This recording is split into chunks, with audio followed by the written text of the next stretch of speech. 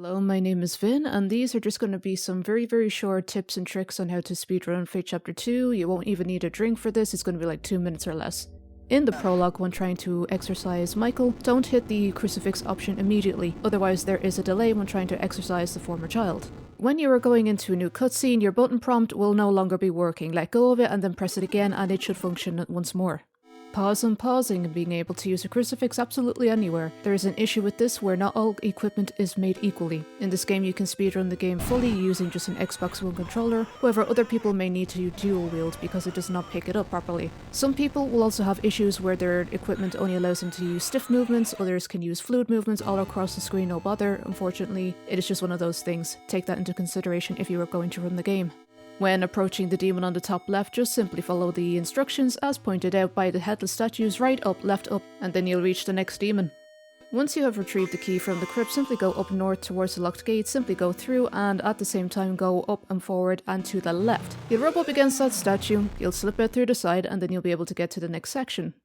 Inside the chapel, the demon spawn is completely random, but try to stay within the entrance sections to hopefully manipulate the spawn areas closer to you as seen in the video.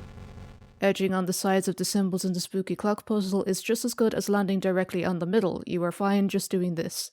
Like in Fate Chapter 1, you will also be able to use corner skipping in this game. Simply do as you see on screen and you'll be able to transfer to the next section. As mentioned before, using a controller is way quicker, and this is the case when using nodes as well. When using a controller with an analog stick, simply hit the analog stick down and it'll be way quicker, whereas with the keyboard there's about a second delay. Obviously, in this particular node, you will have to start tapping rapidly in order to get to the bottom of the page thereafter. Once you are in spider form, the same actions will be needed. Instead, you'll need to go down, left, up, right, down, back up, and you will be in the next section. In the sewer, there is a glitch where you can go in and out of different rooms and you'll be teleported further along. In the room with the demon crying mother, you need to stand perfectly still. However, when you see 2 pixels of one leg and 1 pixel of another, it is safe to actually go forward again. Take note that you can walk through walls somewhat. In the arena against the boss in the sewer, there is some experimental tech where if you pick up the flashlight and go up north and then hook the wall up at the north, going left in towards the corridor and then turning around, there is a chance where you can actually get him so that he will come towards you more likely than you chasing around the arena looking for him. This is experimental tech, however, do not rely upon it.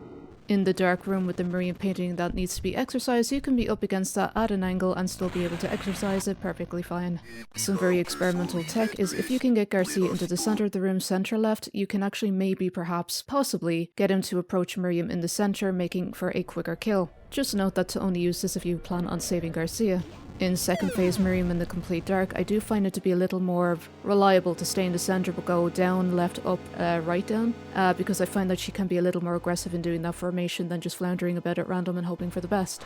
So during phase 3, when she attacks you in the wave formation, if you are able to get in enough hits, she will be prematurely taken down during that same phase, ultimately resulting on a quick kill when she makes the pentagram, which we call the pentagram ram. This results in a quicker time, otherwise there is some extra seconds added on, roughly about 20 to 30 seconds.